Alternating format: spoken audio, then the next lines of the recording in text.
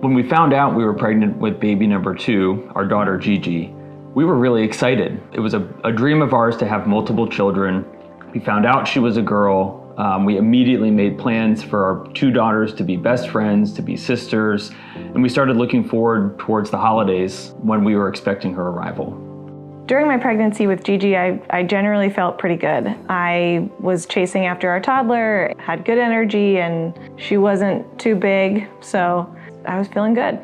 On the day that Gigi was born, it was a normal Friday. We showed up to the doctor for a routine test, and she was 37 weeks at the time. We sat around while we were waiting and talked about what to have for dinner that night. Should we order out? Should we cook at home? So everything about that day leading up to that afternoon was a very normal, routine Friday. There was no indication that there was any issue. And then a couple minutes after the nurse had left, Gigi's heart rate dropped into the 50s, which is not normal for a baby. All I remember from that moment was the doctor coming in and saying, "We're delivering this baby." And I was sort of like, now? So that was the moment where they shifted and things started moving very fast. They put me on a stretcher and wheeled me to the OR. It was very clear that the staff was concerned. And I remember the overhead announcement that there was an OB rapid response. That was us. And that's sort of when this wave of reality hit me, that this baby was coming, and that Lauren was going to go into the operating room and I was going to be on the outside waiting in a panic state to see what was going to happen. They put me on the operating table. They hooked me up to a bunch of stuff, started getting me ready for surgery. And I just remember about those last moments. I saw the cross was the last thing I remember seeing before they put the sheet up and we're about to start the surgery. The second thing was the anesthesiologist, who was really the only person I could see, and I was terrified. And she just said, "You're in good hands, you're gonna be okay." And then, the last thing I saw was they bring the mask down to knock me out. And then that's the last thing I remember. While this is happening, still in the other room, and the director of nursing for maternal child health, she runs into the room and she goes, "She cried." And I'm thinking, Lauren? Me? And she says, "The baby cried." And I'm going back to get a picture. So she comes back a couple minutes later. She showed me a picture as proof she was with us. And this relief sort of rushed through me. Okay, now I know we can do this. But I just couldn't help but be so grateful to see that picture, to have the nurses come in and explain everything, and to know that the baby was in the NICU.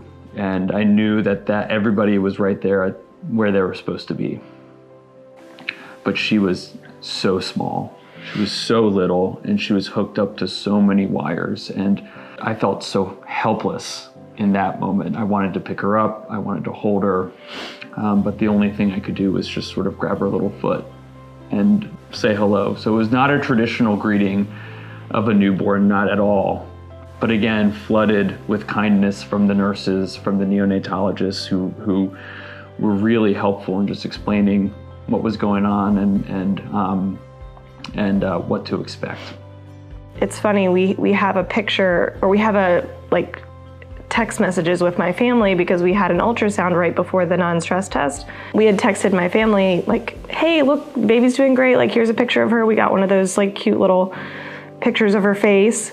And that was time-stamped 1:45, and she was born at 2:01. So all of this, all of the things that we just described happened between her heart rate decelerating, them putting me on a stretcher, running me to the OR, and delivering her happened in less than 15 minutes. So it happened really, really fast. So I woke up sort of okay, so I'm here, I'm not pregnant anymore. where's the baby? How's everyone doing? Also, I'm in a lot of pain. Like, what just happened? Luckily, a neighbor picked up our older daughter. We had family driving in from out of town to try to help us to figure out what to do next. They eventually said, okay, it's, we've got to decide how we're going to, feed this baby. So we, come over to the NICU, you'll be able to hold her, and let's go from there. And so we got in the wheelchair and we wheeled over, she wheeled over, and it wasn't until about midnight that everything had settled out enough for us to finally be able to hold her. Mm-hmm. Gigi was in the NICU for 11 days. Her biggest challenge was figuring out how to eat and breathe and regulate her heart rate at the same time. Sort of the same reason she popped out early was the same challenges that she had to overcome in the NICU. So the little things that stick out to me that were really helpful in my recovery were every single OB nurse that I interacted with. I never felt rushed in my interactions with them. I had a lot of questions. People were, very generous with their time and explaining things to me. The nurses in the NICU are just wonderful. They really care for those little babies. Fast forward 11 days, Gigi is finally ready to come home. So I packed the car, we loaded everything up, we walked down, and it sort of felt like the end of an action movie where you look at each other as you're walking out into the daylight and you're like, oh my gosh, we're ready to go. You're changed forever based on what you've been through, but also so relieved to be able to try to just get back to normal. Gigi is 3.5. Her heart defect healed on its own. She is our hype girl. She is so kind, but she is very spunky. We laugh sometimes that she has been this spunky since the day she was born. She is also loving and always has a huge goofy grin on her face and is sing-songing around the house at any given time. She is a really, sassy, delightful little girl. Yeah. I think going back to her birth, when I first woke up, I always knew I wanted to have more than 2 kids, but I was so worried that it wouldn't even be possible. When they told me that I could, but it would not be, without risk, of course, and any pregnancy comes with risk, but that we would manage it the best we could. I was like, okay, we got to do this again and hopefully have a very boring delivery. That's my goal.